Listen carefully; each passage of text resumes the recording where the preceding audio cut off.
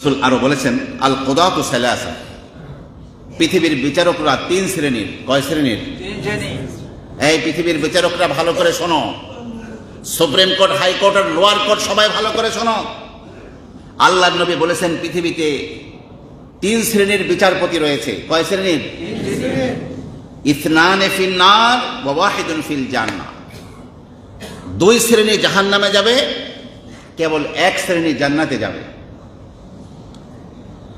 তো রজুলুন আরাফাল হাক্কা, যেই বিচারপতি সত্যকে অনুধাবন করতে পেরেছে, বুঝতে পেরেছে এবং সেই অনুযায়ী ফয়সালা করেছে, সে ব্যক্তি জান্নাতে যাবে।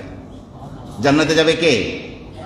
যে সমস্ত কিছুকে ভালো করে তাফতিশ তালাশ করে, চার্জশিট করে, সবকিছু করে দেখে সুনিশ্চিত হয়ে সত্যকে অনুধাবন করার চেষ্টা করেছে এবং সেই সত্য অনুযায়ী বিচার কার্য পরিচালনা করেছে, সেই বিচারপতি জান্নাতে যাবে।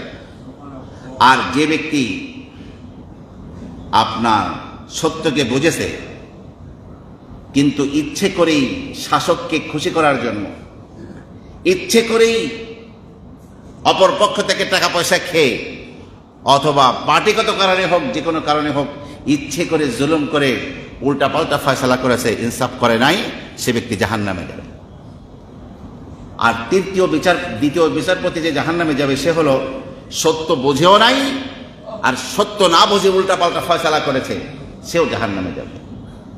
এখন প্রত্যেক ব্যক্তিকে বিচারের আসরে বসার আগেই তাকে চিন্তা করতে হবে, আমি কি জাহান্নামের আগুনকে সহ্য করতে পারবো কিনা।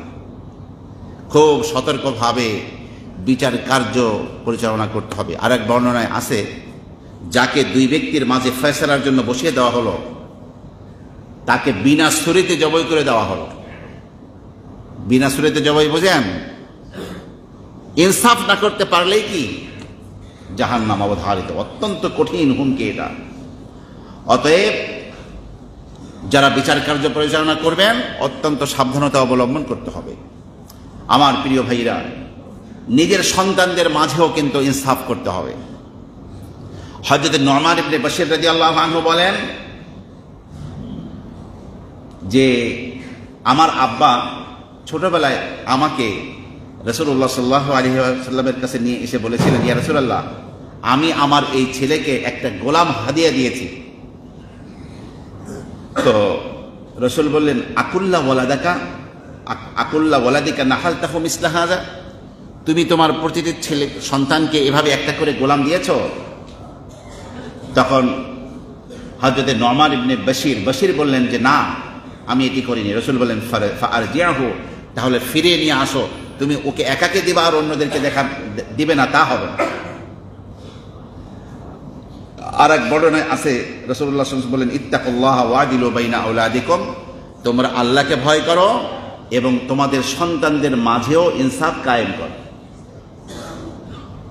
বহু বাবারা আছে, অনেক সম্পদের মালিক, অনেক বড় পরহেজগার মানুষ, কিন্তু কোন এক সন্তানকে বিশেষ কোনো সম্পদ বেশিরভাগ দিয়ে অন্য সন্তানদেরকে ঠকায় আর মনে করেছে জান্নাত তো আমার হয়ে গেল। না, নিজের সন্তানদের সাথে বেইনসাফের কারণে তাকে জাহান্নামের আগুনে পুড়তে হবে। কে বলেছে আপনাকে আপনার সম্পদকে বিশেষভাবে এক সন্তানকে দিয়ে দিতে?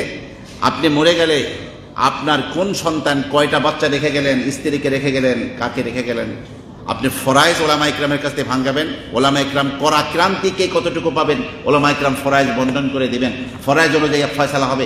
আপনাকে বলতে কে এই অধিকার দিয়েছে? আপনার দিলে সবাইকে সন্তানকে আপনাকে দিতে হবে। একজন সন্তানকে বেশি দিয়ে অন্যদেরকে ঠকাবেন, এর দ্বারা আপনার পরকাল ক্ষতিগ্রস্ত হয়ে যাবে।